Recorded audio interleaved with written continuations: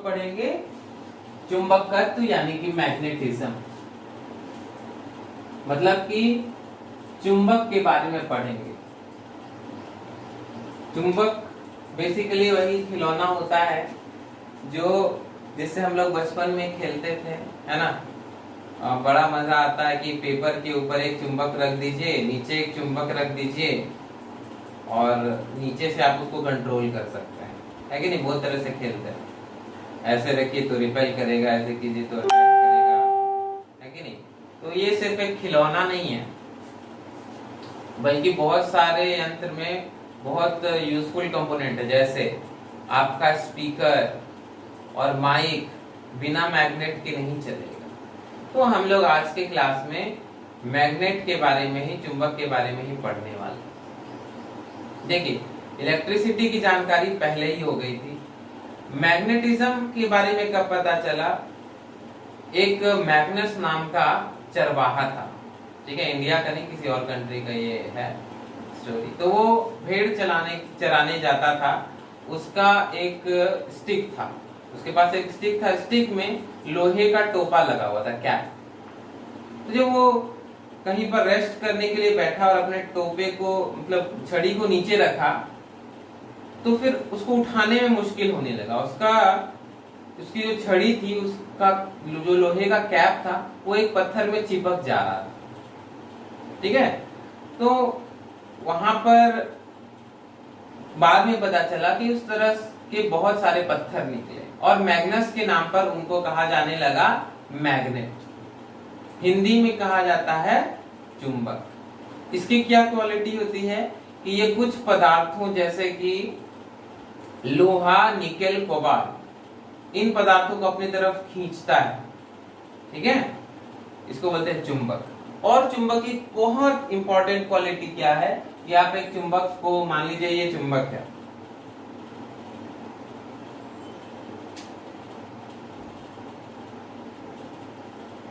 अब इसको आप अगर धागे से बांध के फ्री छोड़ दें लटकने के लिए, तब क्या होगा कि इसका एक सिरा उत्तर के दिशा में चला जाएगा और एक सिरा दक्षिण की तरफ इंडिकेट करेगा, नॉर्थ और साउथ की तरफ। अब आप इसको मार्क कर दीजिए एन से और इसको एस से।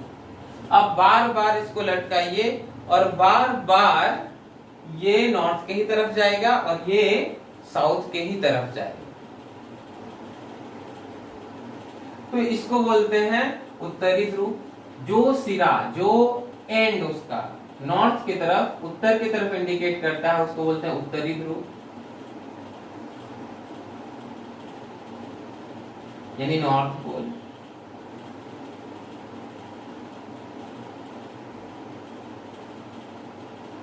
और ये दक्षिणी ध्रुव।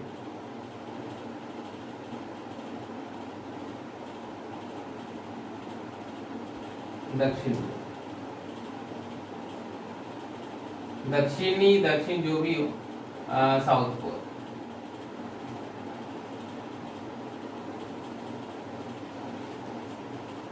तो चुंबक का क्या क्या इंपॉर्टेंट प्रॉपर्टी हो गया कि ये लोहा, कोबाल्ट, निकेल जैसे पदार्थों को अपनी तरफ खींचता है, अट्रैक्ट करता है। दूसरा, उसको फ्री छोड़ देने पर उसका एक सिरा नॉर्थ की तरफ और दूसरा सिरा साउथ की तरफ इंडिकेट करता है। और तीसरी इंपॉर्टेंट प्रॉपर्टी है कि अगर ये मैग्नेट है और इसको आप बीच से काट देते हैं तो आपको दो मैग्नेट मिलेगा। इसमें सिर्फ नॉर्थ पोल होगा, इसमें सिर्फ साउथ पोल होगा, नहीं, सिंगल पोल यानी कि एकल ध्रुव एग्जिस्ट नहीं करता है। पूरे यूनिवर्स में कभी भी सिर्फ नॉर्थ पोल या साउथ पोल वाला मैग्नेट नहीं होता है। जैसे एक पहलू वाला सिक्का पॉसिबल नहीं है, एक सिक्का जिसमें सिर्फ हेड हो, टेल्स नहीं हो, वैसा सिक्का पॉसिबल नहीं, राइट। उसी तरह से चुंबक में नॉर्थ पोल होगा तो साउथ पोल भी होगा ही होगा। क्या होगा कि जहां से आप काटे हैं, नॉर्थ पोल वाला साइड नॉर्थ पोल रहेगा और उसका जो दूसरा वाला साइड है वो साउथ पोल बन जाएगा। इसका साउथ पोल वाला साइड साउथ पोल रहेगा और ये वाला साइड नॉर्थ पोल हो जाएगा। इस तरह से आपको दो मैग्नेट मिल जाएंगे। फिर आप इसको काटिएगा तो फिर से ये मैग्नेट बन जाएगा, दो दो पोल इसमें डेवलप हो जाएंगे। अब ये उत्पन्न कैसे होता है, कैसे लोहे का ही एक टुकड़ा चुंबक बनता है। कोई पता होना चाहिए कि जो चुंबक है वो कोई मटेरियल अलग से नहीं आता है, लोहा ही होता है, ठीक है, उसमें ही चुंबकत्व का गुण आ जाता है, वही चुंबक बन जाता है। लेकिन कैसे, देखिए ये जो चुंबकत्व है, मैग्नेटिज्म, ये इलेक्ट्रिसिटी का ही एक दूसरा चेहरा है। मतलब एक तरफ से देखिए इलेक्ट्रिसिटी, दूसरी तरफ से मैग्नेटिज्म, यानी कि गंगाधर ही शक्तिमान, ठीक है, यानी इलेक्ट्रिसिटी ही मैग्नेटिज्म। क्या होता है कि जहां पर विद्युत धारा होती है, जैसे ही चार्ज गति में आता है, वहां ऑटोमेटिकली चुंबकीय क्षेत्र भी बन जाता है। तो अगर ऐसे सीधे धारा बहती है तो गोल गोल चुंबकीय क्षेत्र बनता है, और अगर धारा गोल बहती है, इलेक्ट्रिक करंट जो है वो अगर गोल बहता है तो चुंबकीय क्षेत्र ऐसे सीधा डेवलप होता है, मतलब ऐसे राउंड इलेक्ट्रिसिटी, तो इस तरह से चुंबकीय क्षेत्र। अब थोड़ा अगर आप ध्यान दें तो सभी पदार्थ परमाणु से बने हैं, और परमाणु में, एटम में इलेक्ट्रॉन्स हैं, और इलेक्ट्रॉन्स घूम रहे हैं, ठीक है। इलेक्ट्रॉन्स में अपनी कक्षा पे भी घूमते, अपने ऑर्बिट में भी गोल गोल घूमते हैं इलेक्ट्रॉन्स। अपने एक्सिस पर भी स्पिन माना जाता है कि अपने एक्सिस पे जैसे लट्टू स्पिन करता है ना, वैसे इलेक्ट्रॉन स्पिन करते हैं। ध्यान दीजिएगा, जो बीएससी वाले हैं उनको वो आप पढ़िएगा कि जो स्पिन होता है इलेक्ट्रॉन का वो एक्चुअल नहीं होता है, वो इमेजिनरी स्पिन होता है, सच में नहीं होता। एनीवेज, इन चीजों पे ध्यान नहीं देना है। लेकिन एटम के अंदर, परमाणु के अंदर इलेक्ट्रॉन घूम रहा है, तो उससे क्या होगा, जहां भी आवेश यानी कि चार्ज गतिशील होगा वहां क्या उत्पन्न हो जाएगी, विद्युत धारा। इलेक्ट्रिक करंट क्या है, चार्ज का मोशन ही इलेक्ट्रिक करंट। तो जहां पर इलेक्ट्रॉन घूम रहा है वहां चार्ज का मोशन हो रहा है, तो वहां पे इलेक्ट्रिक करंट है, और जहां इलेक्ट्रिक करंट है वहीं पर मैग्नेटिज्म। यानी कि किसी मटेरियल का हर परमाणु एक छोटा मैग्नेट है, हर एटम में एक छोटा मैग्नेट, इसको हम लोग बोलते हैं डोमेन। लेकिन आपका सवाल इसके बाद ये होना चाहिए कि अगर सर ऐसा है कि इलेक्ट्रॉन के घूमने से इलेक्ट्रिसिटी डेवलप होती है और इलेक्ट्रिसिटी से मैग्नेटिज्म यानी कि चुंबकत्व डेवलप होता है, तो तब तो सभी पदार्थों को चुंबक होना चाहिए, क्योंकि परमाणु तो सभी पदार्थ में है, सभी मटेरियल्स में है, और सभी परमाणुओं में इलेक्ट्रॉन्स घूम रहे हैं। तो ऐसा है कि कुछ एटम्स में, कुछ पदार्थों के परमाणु में इलेक्ट्रॉन्स पेयर में होते हैं, एक इधर घूम रहा होता है, एक उसके अपोजिट डायरेक्शन में घूम रहा होता है। तो उन दोनों की मैग्नेटिज्म की जो प्रॉपर्टी है वो एक दूसरे को कैंसल कर देती है, ठीक है।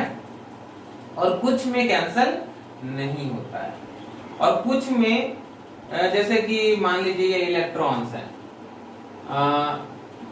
मैं यहाँ पे आपको ऑर्बिटल में दिखा रहा हूँ कि यहाँ पर कुछ इलेक्ट्रॉन में ऐसा है कि जो भी है सारे पेयर्ड हैं, ठीक है। ये क्लॉकवाइज घूम रहा है, ये एंटी क्लॉकवाइज स्पिन कर रहा है, तो इस तरह से सारा इसमें पेयर ही हो गया। तो सारा का मैग्नेटिक मोमेंट जो है, चुंबकीय आघूर्ण जो है वो कैंसिल हो गया। किसी किसी में कुछ अनपेयर्ड है, जैसे किसी में एक अनपेयर्ड है या किसी में 2 अनपेयर्ड है, लेकिन कुछ में होता है कुछ ज्यादा ही अनपेयर्ड होते हैं, 4-5 इलेक्ट्रॉन अनपेयर्ड हो गया। वैसे में क्या होता है कि उसका मैग्नेटिक मोमेंट बहुत ही ज्यादा होता है। इसके बारे में मैं आपको डिटेल से बाद में बताऊंगा, ठीक है, जब पदार्थों, मैग्नेटिक प्रॉपर्टीज ऑफ मटेरियल्स यानी पदार्थों के चुंबकीय गुण पढ़ेंगे। अभी बस इतना समझ लीजिए कि कुछ पदार्थों में ये मैग्नेटिक प्रॉपर्टी बहुत ही ज्यादा होती है, उनको कहते हैं लौह चुंबकीय पदार्थ, फेरोमैग्नेटिक सब्सटेंसेस। यही पदार्थ है लोहा, निकेल और कोबाल्ट, जिनमें अनपेयर्ड ये इलेक्ट्रॉन्स काफी ज्यादा होते हैं। इसकी वजह से बहुत ज्यादा मैग्नेटिक मोमेंट डेवलप होता है। अब ये जो अनपेयर्ड इलेक्ट्रॉन है वो कुछ इलेक्ट्रॉन, ये ऑर्बिटल के दृष्टिकोण से हुआ, यही कॉन्सेप्ट आप ऑर्बिट में भी लगा सकते हैं, ऑर्बिट में जो नाभिक के चारों तरफ इलेक्ट्रॉन्स घूम रहे हैं उसमें भी ऐसा होता है, कुछ पेयर्ड होते हैं और कुछ में, जैसे सोडियम है उसमें लास्ट वाला इलेक्ट्रॉन अकेला घूमता रहता है, राइट। तो इस तरह से कुछ परमाणु ऐसे होते हैं जिसमें अनपेयर्ड इलेक्ट्रॉन होता है और वो अपने आप में एक छोटा सा चुंबक है। तो अगर ऐसा कोई आप पदार्थ लेते हैं तो उसमें हर परमाणु एक छोटा चुंबक का काम कर रहा है, उस छोटे चुंबक को हम लोग बोलते हैं डोमेन।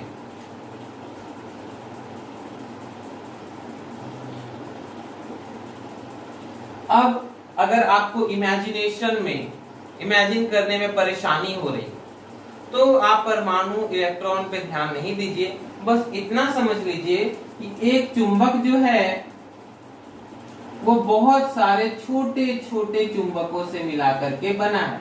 इन चुंबकों को क्या कहते हैं? डोमेन। हिंदी में भी डोमेन बोलते हैं, ठीक है, डोमेन। अब एक साधारण लोहा और वो लोहा जो चुंबक बन गया है, इन दोनों में डिफरेंस क्या है? तो मान लीजिए ये है एक साधारण लोहा जो कि चुंबक नहीं है, उसमें क्या होगा, ये डोमेन है, आप इसको हम थोड़ा चुंबक के रूप में दर्शा दें, ये नॉर्थ ये साउथ, ये नॉर्थ ये साउथ, ये नॉर्थ ये साउथ, ये नॉर्थ ये साउथ। क्या इसमें पता चल रहा है कि इन सभी का डायरेक्शन अलग अलग है। कोई चुंबक इधर घुमा हुआ है, कोई डोमेन इधर घुमा हुआ है, कोई डोमेन इधर घुमा हुआ है, तो इनका जो चुंबकीय आघूर्ण होगा, मैग्नेटिक मोमेंट, वो एक दूसरे को कैंसिल कर देगा, ठीक है। तो नेट चुंबकत्व जीरो हो जाएगा। अब क्या है, इसी लोहे को उठा करके जमीन में डाल दिए, जमीन में गाड़ दिए, उससे क्या होगा कि अर्थ का, पृथ्वी का खुद का एक चुंबकीय क्षेत्र है, मैग्नेटिक फील्ड है। तो जब इसको आप जमीन में रख देते हैं तो वो किसके प्रभाव में आ जाता है? जो अर्थ का मैग्नेटिक फील्ड है उसके प्रभाव में आ जाता है। उससे क्या होगा कि धीरे धीरे सारे जो डोमेन्स है वो घूम घूम के एक ही डायरेक्शन में आ जाते हैं। अर्थ का जो मैग्नेटिक फील्ड है वो इसको घुमा करके, सभी डोमेन को घुमा करके एक ही डायरेक्शन में ला देगा। ऐसा होने में कितना टाइम लगेगा? तो लंबा समय लगता है, 1 महीना लग जाए, 6 महीना लग जाए, 1 साल लग जाए, ठीक है। तो जब आप एक लोहे का टुकड़ा लेंगे और उसको जमीन में गाड़ देंगे कुछ महीनों तक, जो वापस निकालेंगे तो वो बन जाएगा चुंबक। और सिर्फ जमीन में डालने से नहीं, एक बार क्या हुआ कि मेरे एक स्टूडेंट ने बोला, सर इलेक्ट्रोमैग्नेट बनाने का प्रोजेक्ट मिला है, ठीक है। तो मैंने उसको बता दिया कैसे कैसे बनाना है। एक कांटी लिया और एक तार लिया, कांटे के चारों तरफ लपेट दिया, और उस बच्चे ने क्या किया कि उसमें स्विच नहीं लगाया। ये रहा कांटी और उसके तरफ चारों ओर तार लपेट दिया। याद रखिएगा तार में इंसुलेशन होना चाहिए, एकदम कॉपर वाला तार ऐसे लपेट दीजिएगा तो कांटी के कांटेक्ट में आएगा तो शॉर्ट सर्किट हो जाएगा वो तो पूरा। ओके, शॉर्ट सर्किट नहीं, मतलब कि धारा गोल गोल नहीं बहेगी, आपको उस तरह का प्रभाव देखने को नहीं मिलेगा। एनीवे, तो स्विच डाला नहीं और उसको बैग में भर लिया। अब उससे क्या हुआ कि लगातार धारा बह रही है, लगातार करंट बह रहा है और लगातार इसके अंदर मैग्नेटिक फील्ड बने हुए हैं। तो वो चुंबक अपना इलेक्ट्रोमैग्नेट बना लिया, बैग में रखे हुए हैं। जब टीचर को दिखाने के लिए निकाला तो 2 चीज, पहला तो बैटरी खत्म, दूसरा कांटी जो है वो इतने देर तक मैग्नेटिक फील्ड के अंदर रहा कि खुद मैग्नेट बन गया। अब टीचर ने बोला कि तुम्हारा इलेक्ट्रोमैग्नेट तो इलेक्ट्रोमैग्नेट है नहीं। इलेक्ट्रोमैग्नेट में क्या होता है, स्विच ऑन किए तो मैग्नेट बन गया, स्विच ऑफ किए तो वापस से नॉर्मल। अब ये तो परमानेंट मैग्नेट बन गया, तो उसको उसका प्रोजेक्ट जो है उसमें मार्क्स उसको नहीं मिला। हुआ क्या कि इतने देर तक ये मैग्नेटिक फील्ड के अंदर रह गया कि इसके जो सारे डोमेन थे वो एक डायरेक्शन में घूम गए और बहुत देर तक उसी तरह रह गए, तो उसी तरह वो सेटल हो गए। सारे डोमेन एक ही डायरेक्शन में हो गए और सेटल हो गए वहीं पे। तो वो कुछ देर के लिए जो कांटी है वो परमानेंट मैग्नेट बन गया। तो ऐसा होगा। ये डोमेन क्या है? तो ये नॉर्मल अणु परमाणु है जिसमें एक सिंगल इलेक्ट्रॉन, अनपेयर्ड इलेक्ट्रॉन मौजूद है।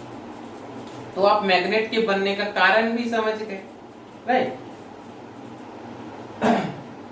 अब हम लोग थोड़ा सा चुंबक जो है उसकी क्रियाओं को समझने की कोशिश करते हैं। देखिए जैसे हाँ, चुंबक में एक और बहुत ही इंपॉर्टेंट प्रॉपर्टी क्या है कि चुंबक के जो सिमिलर पोल्स हैं, समान ध्रुव हैं, यानी कि उत्तर उत्तर नॉर्थ नॉर्थ और साउथ साउथ, ये दोनों एक दूसरे को उसी प्रकार से रिपेल करते हैं, प्रतिकर्षित करते हैं, जैसे समान आवेश एक दूसरे को रिपेल करते हैं। पॉजिटिव पॉजिटिव एक दूसरे को क्या करेगा? रिपेल करेगा। उसी तरह से नॉर्थ नॉर्थ एक दूसरे को रिपेल करता है, साउथ साउथ भी एक दूसरे को रिपेल करता है, और नॉर्थ साउथ एक दूसरे को अट्रैक्ट करेगा। जैसे कि ये आप एक ऐसे चुंबक रखे हैं, नॉर्थ साउथ, और ये आपका नॉर्थ साउथ, तो नॉर्थ नॉर्थ सामने है ना, तो ये दोनों एक दूसरे को रिपेल करेंगे, ठीक है। और मान लीजिए ऐसे रखा हुआ है, तो ये नॉर्थ साउथ आमने सामने, तो ये दोनों एक दूसरे को अट्रैक्ट करेंगे, है ना, ऐसा। तो ये चुंबक का एक बहुत इंपॉर्टेंट गुण है। तो आप इसको आवेश से जोड़कर भी देख सकते हैं। आवेश और चुंबक में अंतर बस इस बात का हो जाता है कि आवेश में एकल आवेश भी संभव होता है, सेपरेट चार्ज भी होता है, पॉजिटिव चार्ज अलग और नेगेटिव चार्ज अलग। मैग्नेट में क्या होता है? नॉर्थ पोल अलग और साउथ पोल अलग पॉसिबल नहीं। अब अगर आप ध्यान से देखें तो और इसको चार्ज से कंपेयर करें तो ये जो है एक डाइपोल के सिमिलर है। डाइपोल क्या होता है? एक नॉर्थ पोल को समझ लीजिए पॉजिटिव चार्ज और साउथ पोल को समझ लीजिए नेगेटिव चार्ज। तो अगर इस तरह का सिस्टम हो कि एक प्लस चार्ज हो और एक माइनस चार्ज हो, बीच में कुछ सेपरेशन हो, बीच में कुछ दूरी हो, तो ऐसे सिस्टम को क्या बोलते हैं? Electric dipole. यहाँ पर क्या है? एक नॉर्थ पोल है और एक साउथ पोल है, बीच में थोड़ा सा डिस्टेंस है, तो ये क्या बन गया? एक मैग्नेटिक डाइपोल।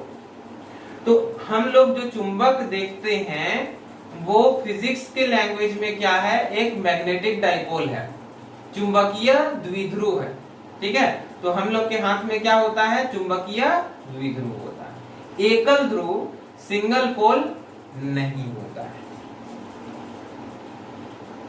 लेकिन हम लोग कल्पना तो कर सकते हैं कि सिंगल पोल मान लीजिए कि एग्जिस्ट करता है, राइट। तो जो हम लोग स्टडी करेंगे वो मान के करेंगे कि ये सिंगल पोल भी एग्जिस्ट करता है। तो ये मानते हुए जिस तरह से विद्युत में कूलॉम का नियम होता है, उसी तरह से चुंबकत्व में भी, मैग्नेटिज्म में भी एक कूलॉम्स लॉ होता है। तो वही मैं अभी आपको बताऊंगा। Coulomb's law of magnetism.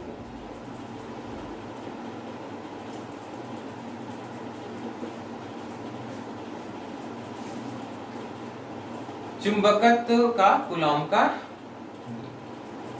बिल्कुल ये स्थिर विद्युत वाले कूलॉम के नियम के ही जैसा है।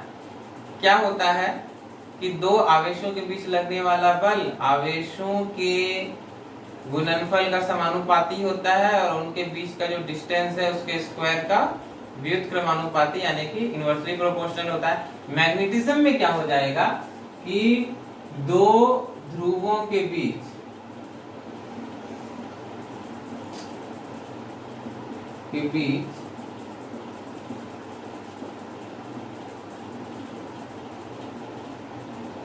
कार्य करने वाला बल यानी कि फोर्स पहला। अब यहाँ पे तो चार्ज था जिसको आप मेजर भी कर सकते हैं। ध्रुव में क्या चीज मेजर करेंगे? तो जो पोल होता है उसमें एक भौतिक राशि है ध्रुव शक्ति, पोल स्ट्रेंथ, ठीक है, उसको मेजर करते हैं। तो चार्ज का जगह क्या ले लेगा? पोल स्ट्रेंथ यानी कि ध्रुव शक्ति। कहीं कहीं पर ध्रुव सामर्थ्य भी लिखा हुआ रहता है। ओके, तो दोनों ध्रुवों के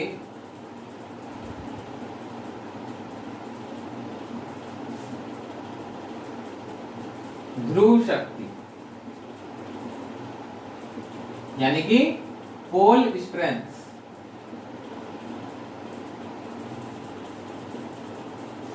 कि गुणनफल, गुणनफल को इंग्लिश में क्या बोलते हैं? प्रोडक्ट।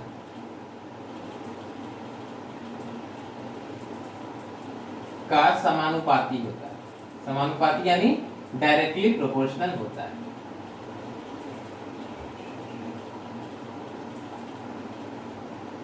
तो मान लीजिए यहाँ पर एक नॉर्थ पोल है, यहाँ पर एक साउथ पोल है, इसका पोल स्ट्रेंथ है P1, इसका पोल स्ट्रेंथ है P2। तो इनके बीच जो लगने वाला फोर्स हो जाएगा वो हो जाएगा directly proportional to P1 into P2। P1 P2 क्या है? ये इन दोनों ध्रुवों की, पोल्स की पोल स्ट्रेंथ है, ध्रुव शक्ति है, ठीक है। दूसरा, दोनों ध्रुवों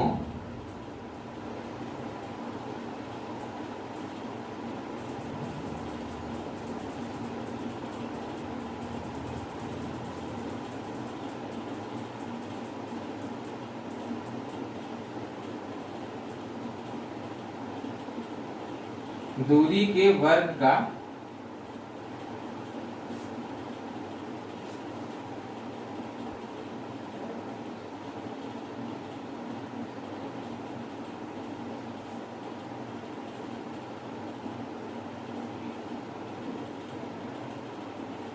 यानी कि F इनवर्सली प्रोपोर्शनल टू, अगर इनके बीच की दूरी R है तो F inversely proportional to R square.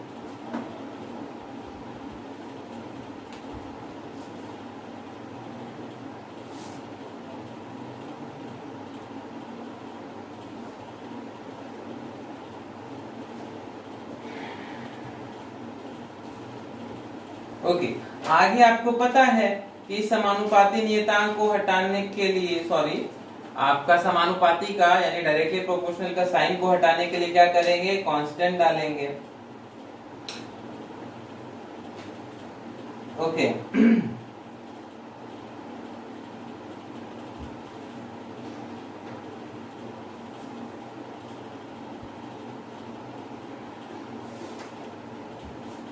तो दोनों को मिला के क्या हो जाएगा? F directly proportional to P1 into P2 by R square, और इसको हटाने के लिए कांस्टेंट डालेंगे। कांस्टेंट में क्या लिख दो? कुछ भी लिख देते हैं, मान लीजिए कि Km लिखते हैं, P1 P2 by R square.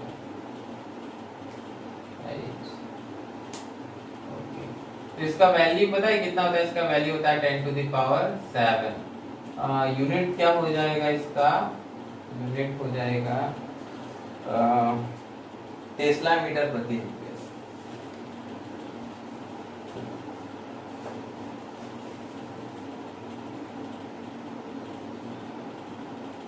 ये हो गया Km, यानी कि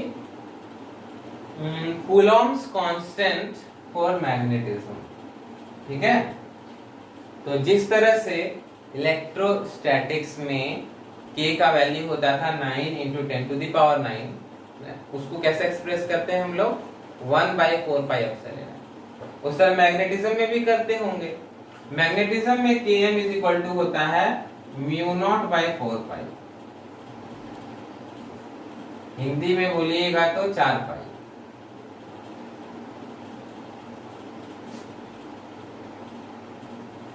यानी कि 4π के ऊपर कौन बैठा हुआ है? μ0।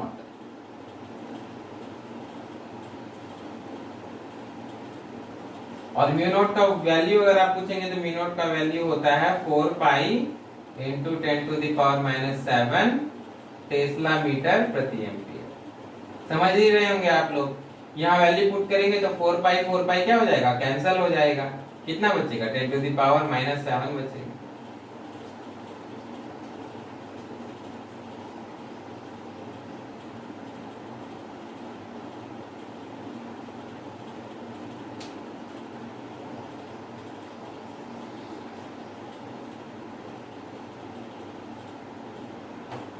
हाँ, यहाँ पर अगर कुछ बताना बच गया तो वो है ध्रुव शक्ति, यानी कि पोल स्ट्रेंथ का एसआई यूनिट, है ना।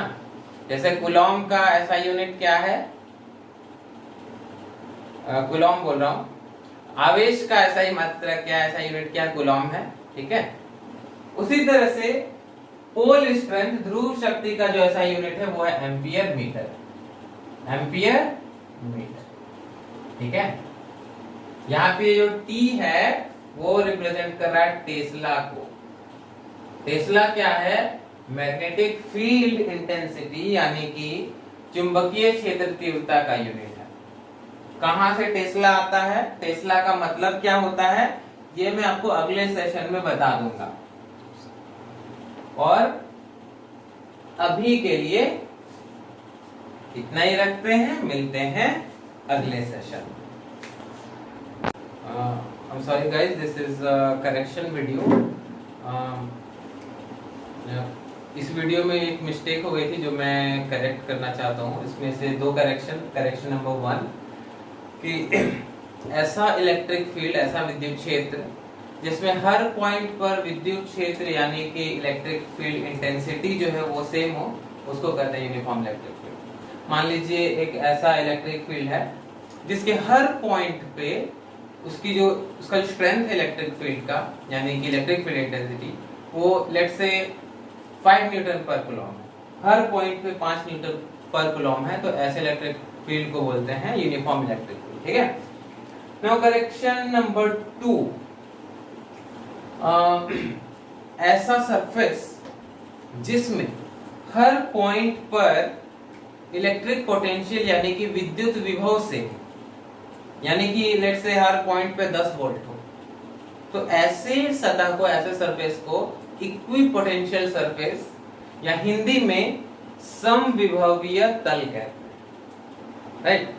जो कि मैंने वीडियो में बाय मिस्टेक ये कह दिया था कि ऐसा इलेक्ट्रिक फील्ड जिसमें हर पॉइंट पर इलेक्ट्रिक फील्ड इंटेंसिटी सेम हो उसको इक्विपोटेंशियल सरफेस बोलते हैं, ठीक है। यहाँ पे क्लियर हो गया, जहाँ पे इलेक्ट्रिक फील्ड हर पॉइंट पे सेम हो उसको यूनिफॉर्म इलेक्ट्रिक फील्ड, और जहाँ पे हर पॉइंट पर इलेक्ट्रिक पोटेंशियल सेम हो उसको इक्विपोटेंशियल सरफेस बोलते हैं, यानी कि समविभवीय तल। समविभवीय तल की कुछ क्वालिटीज होती हैं, जैसे कि समविभवीय तल यानी इक्विपोटेंशियल सरफेस के अलोंग इलेक्ट्रिक फील्ड 0 होता है। अगर ये मान लीजिए जो व्हाइट बोर्ड है वो एक इक्विपोटेंशियल सरफेस है, तो इस व्हाइट बोर्ड के अलोंग इस डायरेक्शन में इलेक्ट्रिक फील्ड 0 होगा, ठीक है। और दूसरा, इक्विपोटेंशियल सरफेस से अगर इलेक्ट्रिक फील्ड लाइंस ऐसे निकल रही हैं इधर, तो वो इक्विपोटेंशियल सरफेस के परपेंडिकुलर होती है यानी लंबवत होती है। यह है इक्विपोटेंशियल सरफेस, और जो भी इलेक्ट्रिक फील्ड लाइन से विद्युत क्षेत्र रेखाएं हैं वो इस इक्विपोटेंशियल सरफेस के लंबवत हैं। इक्विपोटेंशियल सरफेस का एग्जांपल, जैसे कि अगर ये एक चार्ज है Q, तो इसके चारों ओर अगर आप एक गोला बना दे R रेडियस लेकर के, तो ये इस गोले का जो सतह होगा वो इक्विपोटेंशियल सरफेस का एग्जांपल होगा। और इससे भी इंपॉर्टेंट, कोई भी मेटल, किसी भी मेटल का जो सरफेस होता है वो इक्विपोटेंशियल सरफेस का एग्जांपल होता है। So this is enough. Now it's